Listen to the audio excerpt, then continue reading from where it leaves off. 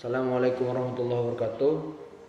Nama saya Rian Abillah dari kelas Hukum Tata Negara kelas H dengan nomor pokok mahasiswa 2021020343. Di sini saya ingin menjelaskan kesimpulan dari 3 materi yang diberikan oleh Bapak Muhammad Irfan.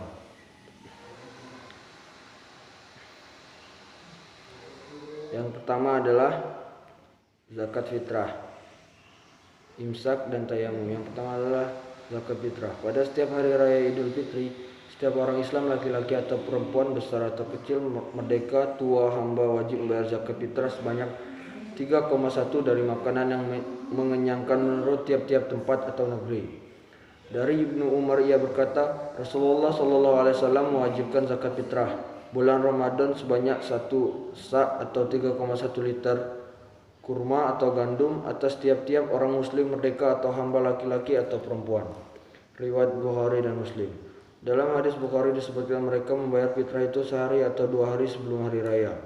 1. Dalil tentang kewajiban zakat fitrah.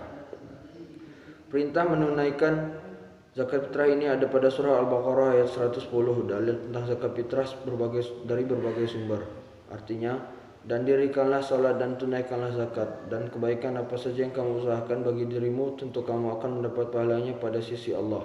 Sesungguhnya Allah Maha melihat apa-apa yang kamu kerjakan. Kemudian dalam Al-Muzammil ayat 20 disebutkan pula tentang perintah untuk menunaikan zakat. Berikut ayat lengkapnya dalil tentang zakat fitrah berbagai sumber. 2. Zakat termasuk dalam rukun Islam. Rasulullah SAW bersabda, Islam dibangun atas 5 tiang pokok, yakni kesaksian bahwa tiada Tuhan selain Allah dan Muhammad Rasulullah. 3. Zakat merupakan harta yang dikeluarkan sebagai hak orang miskin. Hal itu terkandung dalam surat Az-Zariyat ayat 19. Keutamaan menunaikan zakat: mensucikan harta dan membersihkan jiwa, sebagaimana dalam surat At-Taubah ayat 31. 3. Menjauhkan dari penyakit dan musibah. 4. Terhindar dari azab yang pedih. Quran surah At-Taubah ayat 34. Di sini saya juga akan tuliskan syarat-syarat wajib zakat fitrah. 1. Islam. 2. Lahir sebelum terbenam matahari pada hari penghabisan bulan Ramadan. Anak yang lahir sesudah terbenam matahari tidak wajib fitrah. Orang yang kawin sesudah terbenam matahari tidak wajib membayar fitrah istrinya yang baru dikawinnya itu. Karena yang dimaksud dalam hadis di atas ialah zakat fitri bulan Ramadan, yang dinamakan berbuka dari bulan Ramadan ialah malam hari raya. Jadi malam hari raya itulah wajibnya fitrah. 3. Dia mempunyai kelebihan harta dari keperluan makanan untuk dirinya sendiri dan untuk yang wajib dinafkahinya, baik itu manusia ataupun binatang pada malam hari raya dan siang harinya. Orang yang tidak mempunyai lebih tidak wajib membayar fitrah. Kutipan ini ada pada buku fikih Islam dari penulis Haji Sulaiman Rasji. 2. Imsak. Imsak adalah istilah dalam Islam yang artinya terpantang dan menahan diri dari makan, minum, serta hal-hal yang membatalkan puasa. Warga muslim di Indonesia cukup familiar dengan kata imsak ketika datang bulan suci Ramadan. Terdengar suara imsak yang bersumber dari musola-musola dan masjid-masjid, suatu pertanda bahwa beberapa saat lagi waktu subuh akan segera tiba.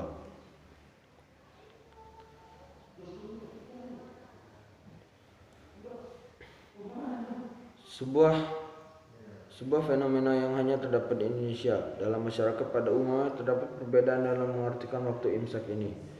Sebagian masyarakat menilai bahwa waktu dimulainya berpuasa adalah di saat waktu fajar kedua atau fajar shadiq, atau ketika azan subuh tiba. Namun sebagian masyarakat lagi berpandangan bahwa waktu imsak merupakan waktu pertanda bahwa waktu sahur telah habis, dan pada saat itu pula mereka mulai berpuasa. Dan jika kita melihat jadwal imsakiyah yang biasa kita jumpai, terdapat juga waktu imsak. Hal tersebut merupakan salah satu bentuk kehati-hatian para ulama Nusantara dalam menentukan yang masalah bagi umat muslim di Indonesia. Dapat dibayangkan bila para ulama kita tidak menetapkan waktu imsak, seseorang yang sedang menikmati makan sahurnya karena tidak tahu jam berapa waktu subuh tiba, dia akan kebingungan saat tiba-tiba terdengar kumandang azan subuh. sementara di mulutnya masih ada makanan yang siap ditelan. Maka dari itu sudah tepatlah waktu imsak tersebut menjadi patokan untuk berhenti melakukan aktivitas makan dan minum sebagai bentuk kehati-hatian.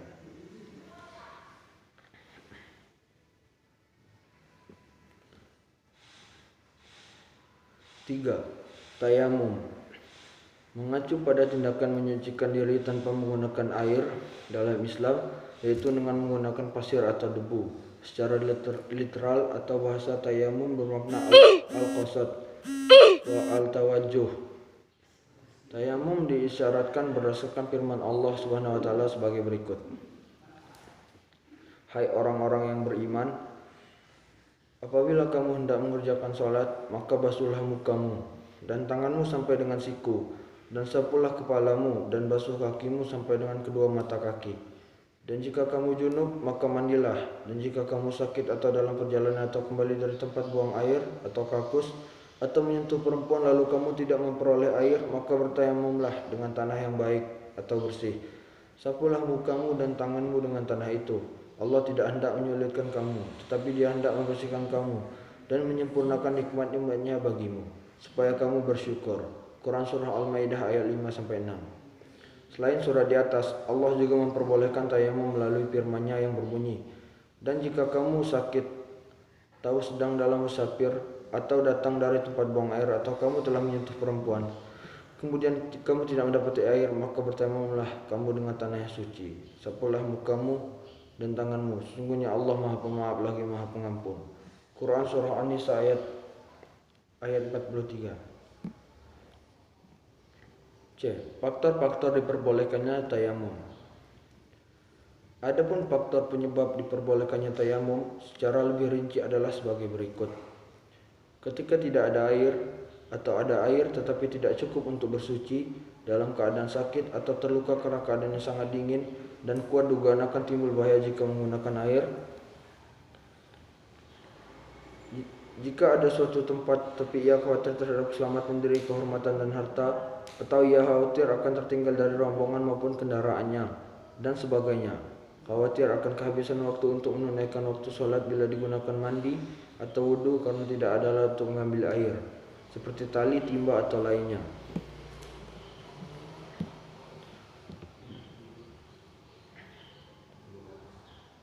D. Tata cara tayamum.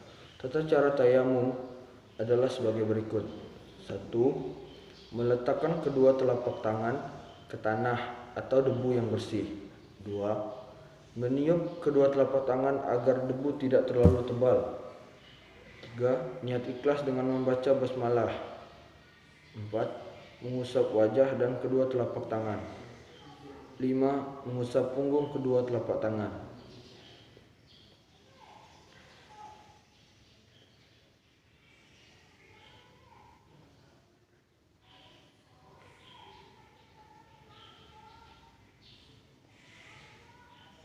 Kesimpulannya adalah tayamum adalah pengganti bersuci dengan air untuk melaksanakan sholat